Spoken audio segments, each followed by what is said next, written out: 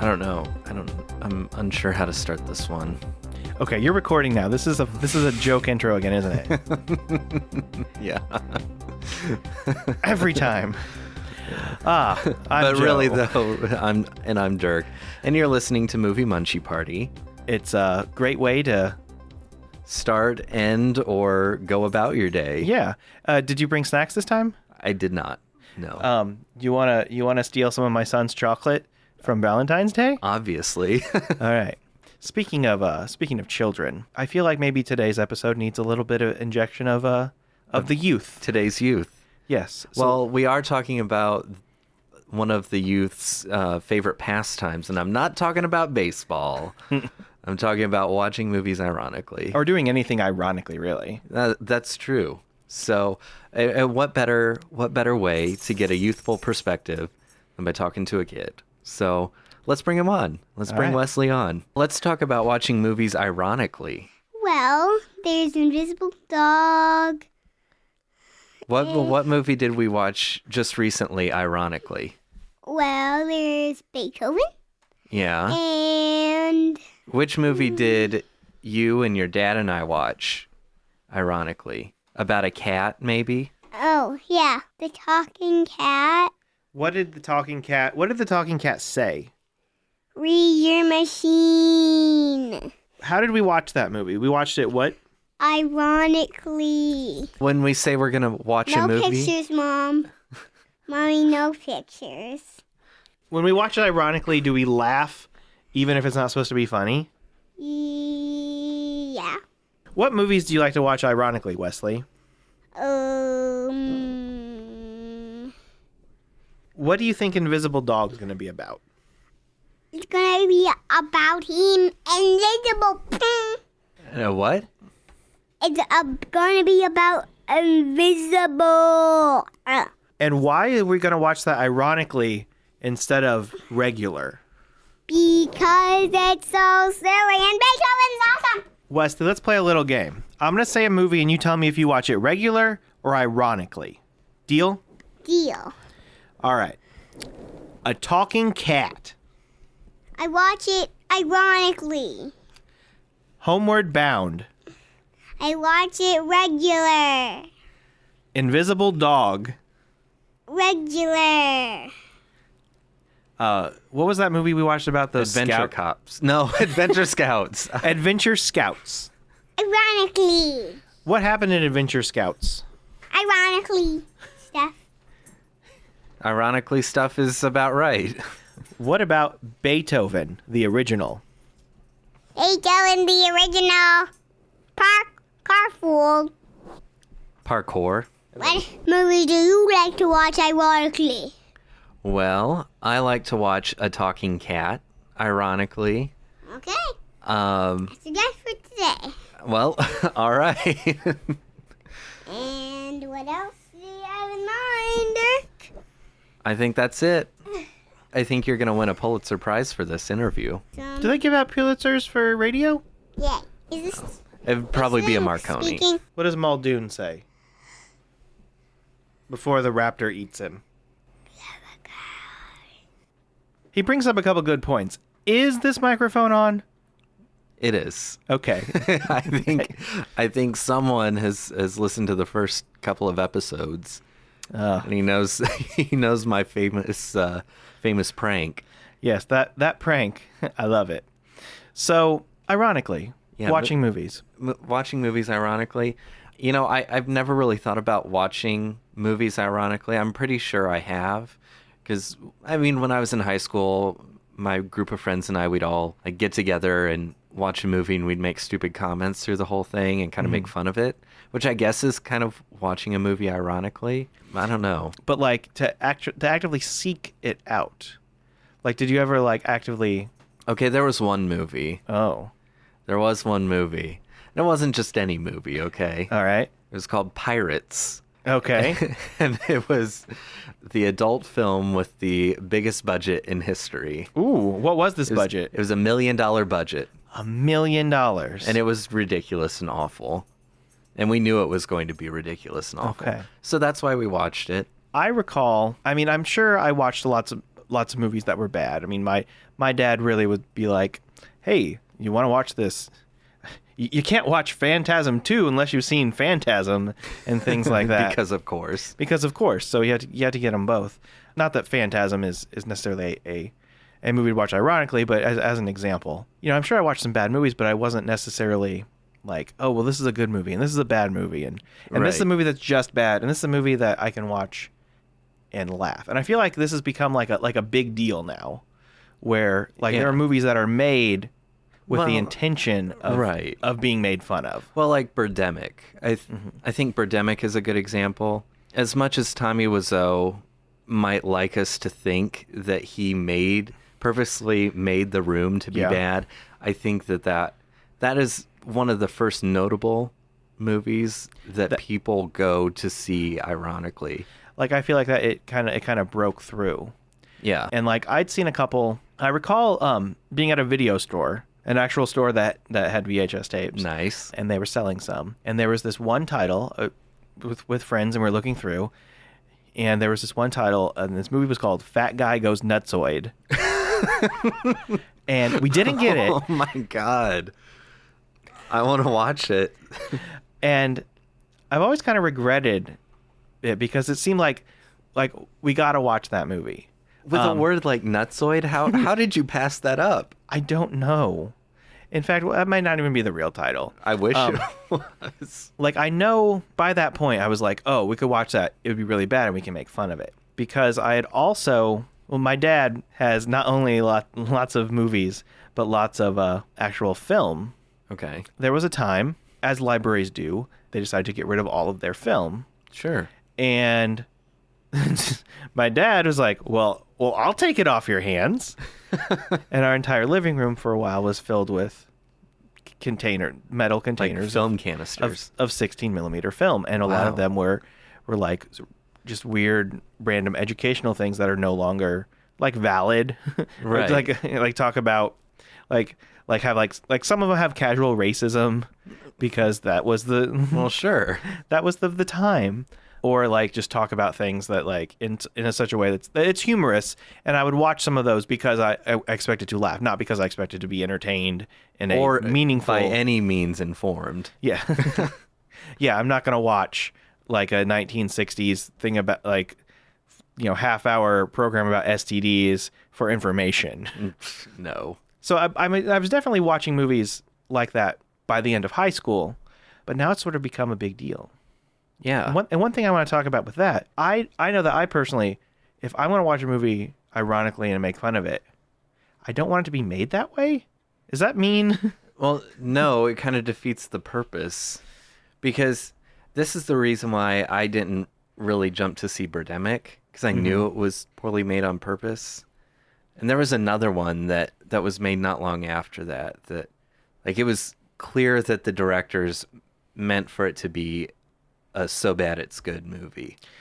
I feel like that's why I've never seen Sharknado. Right. Yeah, Sharknado is perfect. Because as a fan of ironic movies, I feel like it's made because it's supposed to be that way. Right. I mean, now maybe I'm missing out on a great, enjoyable experience, but I feel like if I want to watch a movie ironically, I want the creators to have poured their heart and soul, right? Because they thought it was going to be fantastic. Well, and you can tell too that the director's serious about it, because in most cases the director is also the writer, the producer, and the star of the movie. Which is exactly like Adventure Scouts, which we just recently watched. Which not only did the same guy star, write, and direct, he probably did other things behind the scenes too, but he cast his real life wife as his real life character's wife, and his real life son as his stepson. It's perfect. And gave him lots of like things that like a kid in the 30s would have said if he was being, filmed for a comedy short. And also like maybe what a street tough kid would have said back in 94. So like a mixture of those two things. So pretty much whenever before Kids came out. Right. Yeah. Basically. But Adventure Scouts, I think, is a perfect example of a movie to watch ironically. Because it's clearly made for right for everybody. Like it's a family fun movie. that, you can watch and you can laugh. I enjoy a good Gary Daniels movie. Oh, well, who doesn't? Because now, for those of you who don't know, first of all, stop this podcast right now. Go watch 5 to 12 Gary Daniels movies and then get back to me, because he is, I would say he's probably, an okay martial artist. Yeah. But he's not a very good actor. No, not one bit. So, like, for example, in the 80s, you had, your Schwarzeneggers and Van Damme, like Seagal. You would have these people who would, you would go see their movies and you're like, well, they're not always the greatest actor. Though Schwarzenegger, every once in a while, he picked some good projects. Yeah. You didn't really go see it for the acting. You saw it because you wanted to see the fight scenes. Right. Gary Daniels was kind of like the direct-to-video, like, 90s version of that. Mm-hmm. And his movies are typically, they seem to be directed a lot by people whose first language is not English, which makes lots of things unclear. Like, it's unclear if if the relationship between these two characters is like they're brother and sister or husband and wife. And that makes for a wonderful viewing experience. Yeah. In one movie, they all have similar title. I think it was called Rage.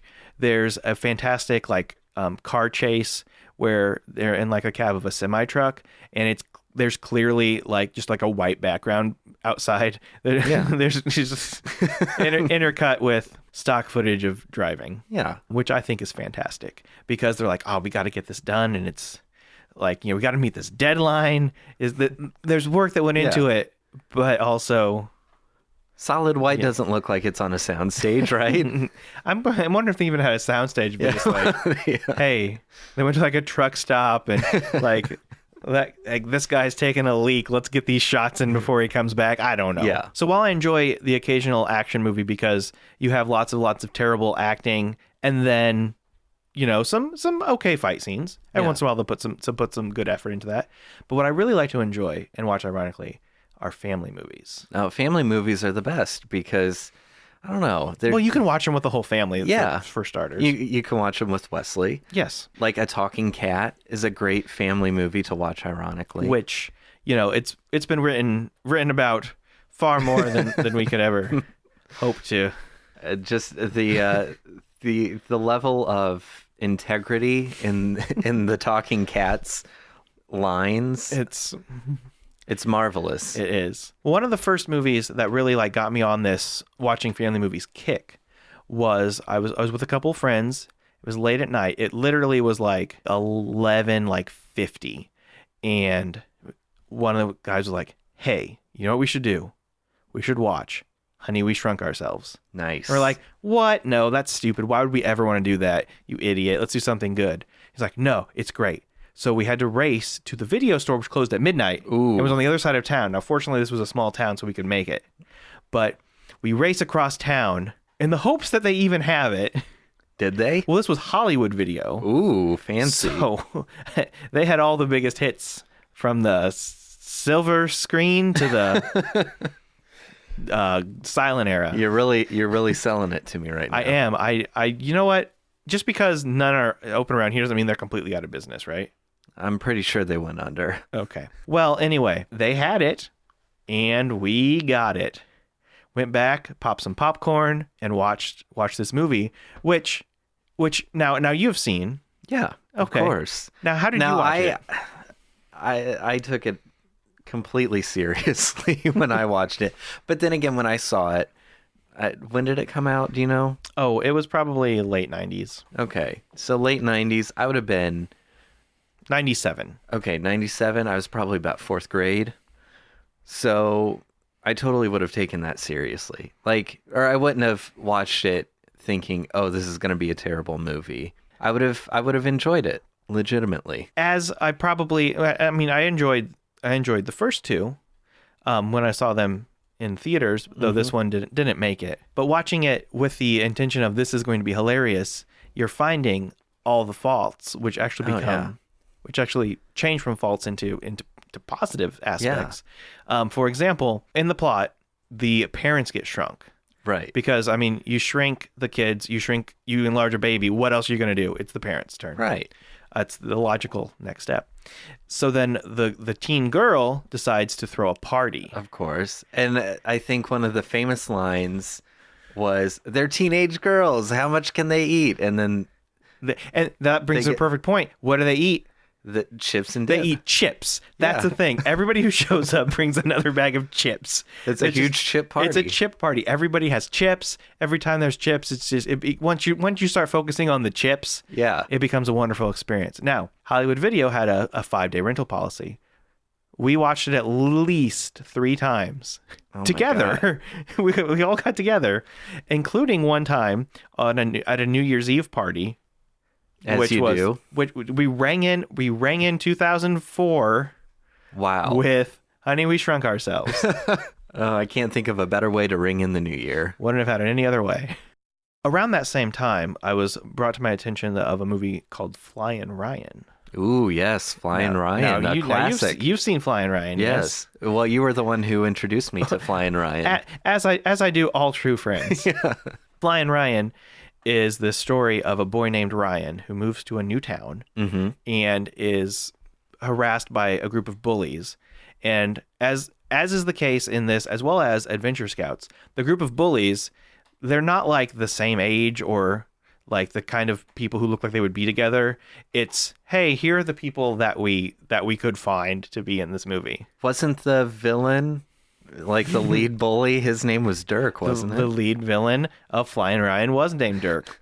Now, also in Flying Ryan, not only is the main bully a kid named Dirk, he's also like 10 years old when everybody else in his gang is clearly like 14 or older.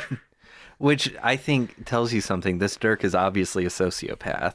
Yes. And they're all terrified of this little kid. His name was Dirk Cooper. He was played by Damon Schofler. I looked him up on IMDb already because his name is in purple, so I've clicked this link before. Of course. This is his only credit. Well, heavy is the head that wears the name Dirk. That's how the old saying goes. Now, if Damon Schofler is listening, and you would like to be in a movie, I'm sure we could work something out. I'd be more than happy to cast him. So the boy who played Flying Ryan, which on the extra features, which we watched all of course. They make this joke about the sequel, Flying Ryan Goes Hawaiian. Ooh. It's been 12 years, guys. Come on. Yeah. But looking up Andy Weiss, who played Ryan. So he was in Flying Ryan in 2003. And apparently he's now a grip, or was a grip twice in 2013 for 2 short films. One is called Getting Lucky. The other, Always Learning. Both sound wonderful. They do. It's sad, though, that he's been knocked down to the lowly, but also necessary position of grip. But, maybe that's what he always wanted to do. That's true. And he never actually wanted to be an actor. Maybe his mother was like a cold stage mother and forced him into the acting. And then he's like, but Mom, I just want to lift things on a movie set. In 10 years, my dream will be achieved. Andy Weiss, if you're listening, we'd love to have you on the show. In fact, a Ryan and Dirk reunion. That'd be great. Could you imagine? We could actually make Flying Ryan Goes Hawaiian. We could. And we could film it here in Indiana. In the rainforest exhibit at the zoo. Oh, yes. it could just be all on location. We could just pretend that we don't know the difference between Hawaii and a rainforest. Hawaii, Indonesia. It's all jungle. One of the great things about it are the special effects, which he has these flying Heelys. Of course. Because why not? But that was at the peak of the Heelys craze. Well, actually, I feel like it was a little late, but it was... Let's say it was riding on the coattails of the halcyon days of the Heelys craze. You should have written the copy for the cover. I know.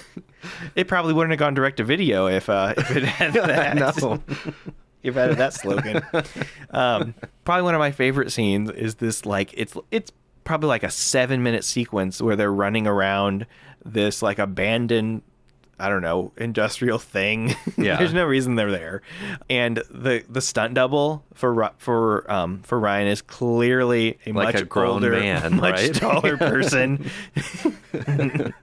And they use the same shots of like the bullies running up the stairs like 4 different times. That's another thing that I love about these low budget family films and why they're so good for watching, ironically, is because they reuse scenes that are clear. Like, you can clearly tell that they're reusing a scene.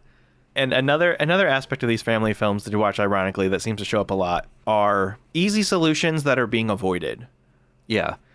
Like Flying Ryan, it's about this kid who has flying shoes, and yet he only flies 2 or 3 times in the entire movie, and it's never really to like the movie could just be over if he just would fly. Right. There was also this movie about a magic lamp where the kid gets 3 wishes, as is the custom. Right. And he uses the first wish and things kind of get messed up. He uses the second wish and things get messed up even worse. Of course. And then the genie's like, hey, you got a 3rd wish. You want back to normal? No. I want to solve my problems on my own. And for like 45 minutes, they're running around this castle set that they had access to. So it's like this kid and this genie and trying to get mom back with like dad and not like the stepdad who you tell is a jerk because he's driving a convertible. Oh, duh. Midlife crisis much? Yeah. So that's fun. It's always fun to watch movies, ironically, in a group. Too. Yeah, especially if you're with a group of friends that share your sense of humor. And as long as the movie's been made with heart and soul. And Yeah, that's right. yes. I don't think, listeners, if you think we should watch Sharknado, let us know. Yeah, write us at moviemunchieparty@gmail.com. And please put your subject heading as something like /, your account information is compromised, / I don't know. Then misspell a couple words and like put like a 0 where there should be an O. Yes. Make it look really suspicious. Maybe use an @ symbol for an A. Yeah, we really want it to be like, I should not open this up at all. Maybe address yourself as a Nigerian prince who's recently been deposed. And make sure, like, create a new email account at like something that sounds really fake. Yes. That you can actually get an email account from. Preferably something from a country with a Z in its name. Yes. Or something.info. Yes. Because that's how you learn. Basically, make this email something we will never open up. Make it as suspicious looking as possible. And lots of like links to executable files in it, and just maybe attach some bogus files to it that look like they could possibly be viruses. Just make it look as suspicious as possible. Yeah. And maybe we'll open it. And maybe send it like 14 times in a row. Yeah. These are all good ideas. I think one of my new favorite movies to watch, ironically, is one that I just saw recently for the very first time. Yes, in preparation of the hit new HBO Films documentary Going Clear, I had realized that Dirk had never seen Battlefield Earth and thought that we should correct that prior to seeing Going Clear. So, I mean, for one thing, we want to make sure you can still laugh at it, and after seeing all the atrocities perpetrated by the Church of Scientology, it makes it a little more difficult to laugh at John Travolta running around and using just the weirdest accent. I don't even know if we could call it an accent. Well, it's the accent of the cyclos, clearly. Yeah, but none of the other cyclos talk like that. Like, he had such a dainty way of speaking. It sounded like someone who was really into performing plays at their community theater, and they thought that they were really putting on airs when they were delivering their lines. Yeah, I think that's a good way to describe it. I'd never really thought of it that way before. I just sort of accepted at face value that Turl was in charge of Earth, though apparently he's second in command to the big fat guy who's clearly in makeup. But Turl wasn't in charge of Earth. He was like the head of security for Earth, which I don't know. I mean, given the the current state of humans, like, is it really that big of a deal to have security on Earth? Because everyone, like, all the humans were, I'm sorry, not humans, man animals, were living in caves. Yes. And essentially, he creates the only feasible, realistic enemy to their way of life. Yeah, exactly. I don't know.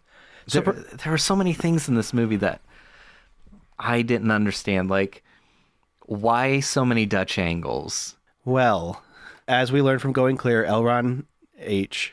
Yeah, as the teens call him these days. He was quite a fan of Dutch angles. He said 45 degree is the best degree, if you ask me. That was, I think that's inscribed on a plaque somewhere in the Commodore's office, right? Yeah. It's probably, if not, it's like it's cross-stitched on... On some sampler somewhere. It's maybe like in a nice oval. In every Scientologist home, this sample must be hung. It's like issued, like you get like a copy of Dianetics issued to every member of your house, and then also your cross stitch of Dutch angles. But perhaps it's maybe that's like the way that like Scientologists see the world, like a little like cock to the side, be like, huh, And just in kind of wonderment. like, huh. I mean, I'm assuming that there were so many Dutch angles because they wanted to really accentuate how extreme the situation was. I would say that that's fair. But I just typed in Dutch angels, but instead, no, the Dutch angle. I mean, here. on the Wikipedia page, it actually has a picture of Battlefield Earth. The pulled thing from Google. I mean, I put in Dutch angels, and it knew I meant Dutch angles, and also has a picture from Battlefield Earth show up right there. It's also known as the Dutch tilt, by the way. Or a German angle. Yeah. I mean, whoever thought the Dutch and the German would be associated with the same type of angle? Not me, man. Yeah. I don't know much about world history. I mean, just when you search Dutch angles in images, first result is Battlefield Earth. And then there's like a bunch of other stuff. Ooh, there's even a fake motivational poster. It says Dutch angles. Oh shit, now I'm having Battlefield Earth flashbacks. There seem to be a lot of Dutch angles in the old Batman TV series. And I feel like Battlefield Earth was really going for the same type of tone as the 60s Batman. Yeah, just lots of camp, right? Well, okay, clearly they meant this movie to be a comedy. Because why else would you have so many characters laughing on screen? It's true. It's every time there's sort of any sort of confrontation, There's Turl just lots laughs. of Turl laughs. It's what he does. Maybe it's perhaps there are pieces like psychological pieces written about why he laughs, and maybe it's to break the tension. Maybe it's a nervous laugh. Maybe it's a tick even. Or maybe he's trying to lull his people into a false sense of security, thus gaining leverage over his fellow workers. There is a lot of leverage in this movie, and I've taught my son about leverage, about how you have leverage and who has leverage. It's basically why would anyone say I have the upper hand? Yeah.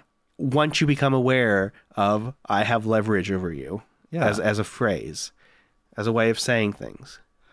Now that I am aware of leverage, I'm never going to say, oh, he has the upper hand or I have the upper hand. It's always going to be leverage. Now, when we watched Battlefield Earth, I mean, there was some laughter. We enjoyed it. Yeah. But there was that dread that, because we had both read not the book Battlefield Earth, which, do we want to try and start a book club to read I kind of do. all 1,000 pages of Battlefield Earth? Yeah. But we have both read the book Going Clear, which the documentary is based on. So we knew a lot of the stories going in. Right. And we're looking for like secret signals. Now I've only seen Battlefield Earth 3 times now. Only three times? Only 3 times. The first time I actually watched it by completely alone, late at night, because I was embarrassed. I didn't want anybody to know I was watching it. Well, I had headphones on, and the headphones were plugged into the DVD player, so I had to sit really close to it, just laying on the floor. Okay. Like, it was a very uncomfortable experience, and it was hard not, to laugh too loud because it was late at night. well, of course. The next time I watched it was in a group where we enjoyed laughing at the leverage and everything. And then the third time was most recently with you, and but this was the first time I'd watched it knowing what I know about Scientology and looking for, hey, when's he going to call somebody an SP? Or Right. what OT level do you have to be at in order for this to actually make sense. yeah, or to be enjoyable on any level. Well, you know what? If that's the case, if it just has to be any level, I feel like we're probably at OT3 I would think because we got enjoyment out of it. Maybe Yeah. not the intended enjoyment. which goes back to the thesis that if the movie had actually been made to be laughed at, I wouldn't enjoy it. No. In that way, because I am a jerk, I guess. I want to laugh at movies that were made with the intention of being thought were awesome. Yeah. And in its defense, the final battle, it's not great, but it's kind of exciting when they're blowing everything. It's the most exciting part of the movie. By far. I don't know, the part where they're following the man animals with the tracking cameras and Okay. find out that they eat a rat, because clearly it's their favorite food, not just the only thing that they can find. Right. That part is pretty funny. Yeah. And it's hard to tell if that was intentional. I like to think it's not, or else I wouldn't enjoy it. Like I gotta I think feel for like all intents and purposes, it was not intended to be funny. I feel like some kind of like a psychopath being like, I can't enjoy it unless it's not the intended effect. Like, I can't murder somebody unless they were not asking. Like, I couldn't murder somebody and get enjoyment out of it if they wanted to die or something. Like, I feel like a terrible person for wanting to watch a movie that doesn't look good. Well, bottom line, I don't think wanting to watch a movie ironically makes you a bad person, because that's essentially what you're doing. Yes. Like, you're watching a movie to enjoy it, not in a way that the director intends you to enjoy it. Like these kids movies. Yeah. I mean, these are clearly meant on the cheap, Right. to make a quick buck. And I can sympathize with making a quick buck. Sure. And then sometimes things sort of get left behind, like maybe continuity or dialogue that rings true, or at least is humorous in any kind of discernible way. Or plot of any kind. Or like clearly padding out the running time sequences. Or the scenes that have a lot of exposition. Oh, I love exposition Yeah. in movies. Because if it doesn't really make a lot of sense. Or like if I can't understand what's going on, I want exposition to be able to tell me. It's not a fault. Sure. It's obviously the fault's with me as the viewer, and not with the film having it to be too convoluted or unclear. Well, naturally. As the movies I enjoy, ironically, lots of times are make it unclear if, like, are they brother and sister or husband and wife? See, that kind of ambiguity is great because it just keeps you guessing throughout the whole movie. It does. And then sometimes you never find out for sure. Yeah, like you could clearly make a case for either way. Yeah. But that's why I like to watch movies ironically. And Battlefield Earth, we watched the whole credits. We did. We watched to the very end, and there was no thank you to head of Scientology, David Miscavige. That's true. And now, Or LRH. no, but although he was credited as based on the book by, so he did get his props where props were due. I feel like I might have a claim with the IRS. Why is that? Why is that? Well, you see, it has been determined that Scientology is a religion, and therefore its sacred texts Sure. are tax-free, tax-exempt. Am I right in saying that all of LRH's books are considered sacred texts? They are, thus including, but not limited to, Battlefield Earth, which would make one think that the filmed adaptation of such a book would also carry with it the tax-exempt status. That's true. And when I got that DVD, it wasn't $5 flat. It was $5.35. Whoa. Somebody owes me 35 cents. Unless this completely... I mean, I'm no tax scholar. You're no CPA. Yeah. But I mean, would a movie based on the Bible, or even called the Bible, would you have to pay tax on that? I think so, because it's not technically a religious text. It's an interesting loophole. Perhaps that we should try and exploit loopholes like this in the future. for the betterment of ourselves, Well, of course. I feel like we're onto something. You know what? I'm going to do some digging on that. All right.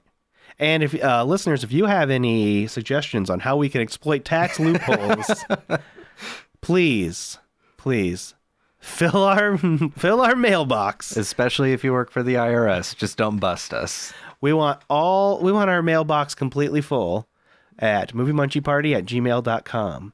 We're compiling our letters because we're hoping to have a listener question answer episode. Otherwise known as a mailbag episode. Like maybe like Dear Abby, but instead of Dear Abby, it's Dear Movie Munchie. Yeah, as if there is like this creature that is a movie munchie that like sits in the he sits in the movie theater and he's like under the seats and he's just like this weird little thing that only comes out when he wants to watch something, and he's so jaded with like the repetitiveness of movies these days. But like he's kind of into the blockbusters now because actually a lot of the big blockbusters are actually putting some innovative ideas in it. Right. If anything, he's probably more disappointed in like the mid-level like for adult films. And by adult, I mean like because it doesn't have explosions, not because it shows the V or whatever. Shows the V. All right. Or like the show V. That's what that show's about, right? Yeah. That's why they brought it back to update it. And that's why it got canceled so quickly, because it was so crass. It was. Well, on that note, Thanks for listening.